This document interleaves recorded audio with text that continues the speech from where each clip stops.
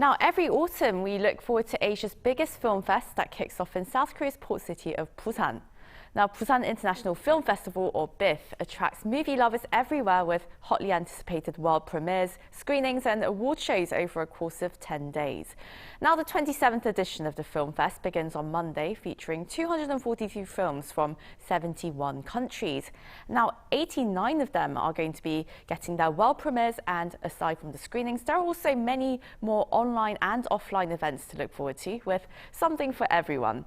So to get a sneak peek at the mega movie event of the year held in South Korea, we turn to PARK Sungho, programmer at the Busan International Film Festival, and we're also joined by Davey Chou, a film director taking part in Busan, whose feature films have graced not only BIFF events in the past, but also Cannes and other international festivals. A warm welcome to you both. It's lovely to see you this Friday. Thank you for joining us. And well, my first question to you, Mr. Park, now you're involved in planning this massive annual festival, and well, one of the most exciting events actually coming up is the 4th Asia Contents Awards that actually takes place in BIFF. It's going to be held on October 8th, I believe. And it seems that the pool every year is getting more and more diverse. And well, what are some of the main themes that you've noticed in this year's Best Loved Asian Creations? Well, good morning and thanks for calling. Well, yeah, it's been 2 consecutive years that we've done social distancing edition, but this year we came back in full scale, 100%. And of course, as you noticed, there are more and more industry-wise importance that are very influential on the global market in Busan. And for example, we have Asian Contents and Film Market, and the event you mentioned, Asia Contents Awards, are held by them. And also, from last year, we created a new section called On Screen to embrace contents from OTT platforms. And well, this year especially, I noticed that there are more and more numbers of co-productions between Korea and other countries, such as Azuma from Singapore, and also Look at Me, Touch Me, and Kiss Me between Indonesia, Malaysia, and Korea. And also here we see Davey Chou, who directed Return to Seoul. And well, now turning to you, Davey. In 2011, you attended the Busan International Film Festival for the first time to showcase your first feature-length documentary. Now, what is it like going back to Busan with your latest feature film? Well, it's very special for me because I was very young the first time in 2011, and it was a fascinating and life-changing experience for me to attend Busan Film Festival with a film. That was my kind of entrance to the film community in Asia, and Busan is obviously the biggest film festival in Asia by far, and so that was very special. So I've been coming back actually like regularly with the films I've been making and also producing in Cambodia, but to come back with a film which I shot in South Korea, but also inspired from what I have experienced during this first time in 2011, that feels super special. And so I'm very, very excited to be back and to be showing Return to Seoul this year. That really, it is incredible, really. Busan City, of course, is a port city, and it not only opens up shipping lines and logistics, but also entry into film. And well, Davey, now, in your view, what's quite unique about the film scene in South Korea? Well, I mean, everybody knows now that South Korean cinema is very high level in terms of quality in all the aspects, in terms of filmmaking, the filmmakers that are so amazing and inspiring for many filmmakers in the world, such as, of course, Bong Joon-ho, but also Lee Chang-dong, Park Chan-wook, Hong Sang-soo. So that's a lot of like great directors, but also great actors. And for my case, for example, in my film, it was a mix between French actors and Korean actors, non-professional actors and professional actors. And to work with professional actors from Korea, and important one and famous one, was absolutely amazing. So that I think today the stories coming from Korea, it's just like massive impact in the world, and it's for obvious reasons, yeah. Right, so the content itself, the people involved there, big names, not only are they quite quintessentially Korean, but also they're coming together with very international filmmakers like yourself. And Mr. Park, now, How has BIFF really evolved as a landmark international film fair, really embracing and opening up to these worldwide directors and moviegoers as well, of course? That's an interesting question and a very good question, actually. I came to Busan in 1996, when the Busan International Film Festival took place first time. And I quickly noticed that Busan is a very open city. Historically, it's a port city, and people are very friendly, aggressively friendly. And in 1996, not many people out of Korea knew about Busan, but Busan really had this strong desire to go international, as it used to be the biggest port city in Korea, and it quickly became the center of attention among Asian filmmakers, because one of the virtues Busan have had is that Busan wasn't only focused on Korean cinema, but also the global cinema, mostly Asian cinema. So it has become like the heart of Asian cinema in terms of audience, moviegoers, and also filmmakers and industry professionals. So every year, Busan has the largest number of audiences as well as largest number of industry professionals around the world in Asia.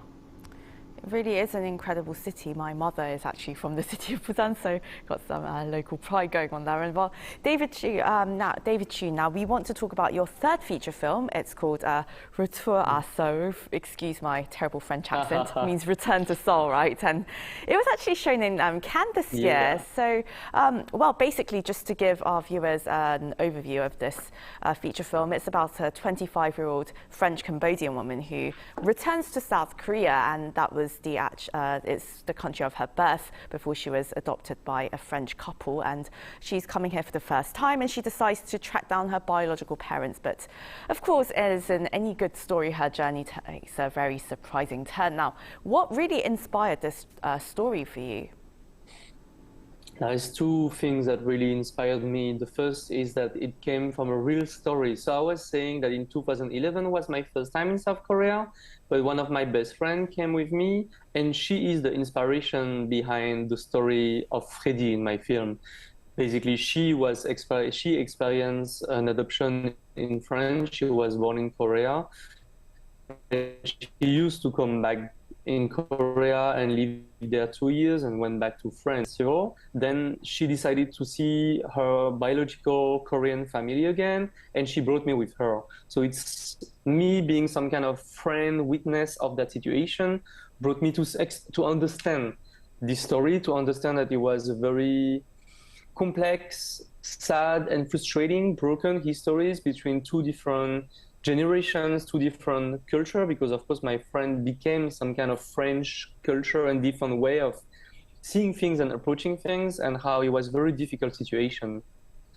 And so that was the main inspiration for that. But the second one for me was also that, of course, for Korean adoption is pretty famous story, something that we feel that we have heard already about. But listening to the story of my friend, I felt that the stories made about the Korean adoption were sometimes not always faithful to the reality and of the complexity of the reality of the real stories. So that's why I wanted to explore. So I wish that I hope that when people watch my film, they will see something different with Korean adoption story. And also my character, Freddy, she's very special. She's tempestuous. She's full of energy, anger sometimes. She's very, very provocative and special. And having her with this kind of French culture background coming to Korea and encountering Korean people, her family, but also friends, who is drinking with young people. That was also inspired from my experience in Busan Film Festival, actually. I think it was very interesting for me to explore this aspect of the film. Well, while it's a deeply personal and quite a very unique story. It's always incredible when something resonates with you so deeply, and it's something that many of your films do actually. You really highlight the quest for identity and self-exploration, really placing yourself in this course of life, really. And what really inspired this theme in your works, and what do you hope your viewers will take away from this particular masterpiece? Well, it definitely comes from personal experience, for sure. It means that for me, I was born in France, but both of my parents were born in Cambodia, and they moved to France in the 70s before the Khmer Rouge genocide, which they couldn't go back to Cambodia because they lost all their family during the genocide. So I was born in France, and my parents will never talk to me about their country of birth.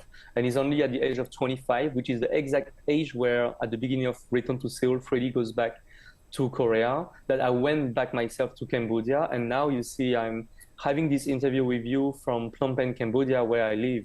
So that's obviously this first trip that I believe to be a short trip kind of changed my life. That was like in 2009, so 13 years ago.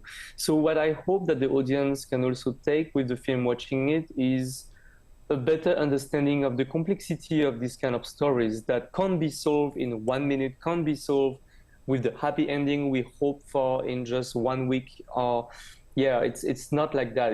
This story that takes time to understand. It takes time for both of the parties, the adoptee and the family, to understand each other, to make some effort, to kind of compromise or not compromise. And I hope that it can give a better understanding also of the feeling of the people who were adopted abroad and the feeling that they have when they come back to Korea, because we hope them to be fully adapted and fully integrated. But that's something that is so difficult when you have been living like more than 20 years in another country and you've been asked to become again something that you have forgotten to be. So it's all these thematics that I think the film is trying to carry. I don't think it's talking only about Korean adoption. I think it's talking about double culture, and the world today is full of people with double culture, or what just belongs. So I hope that the film can tackle a bit these important topics. Well, I, for one, cannot wait to watch it during this festival period, which begins again next Monday. And, well, Mr. Park, now, BIFF, it's exciting for participants who also have a chance to spot their favourite actors and actresses in person at the event. And I know many of my friends really actually enjoy this part of the festival. And, well, what are some key offline events that you have coming up? Yeah, there are a lot, and you will be very satisfied because after the 2 years of the special edition, and this year, so many artists, actors, and actresses from Korea and also from all around the world will visit Busan during the festival. The festival opens from next Wednesday, 5th of October, and of course, you shouldn't miss the opening ceremony because on the red carpet there will be hundreds of, global stars dressed fashionably.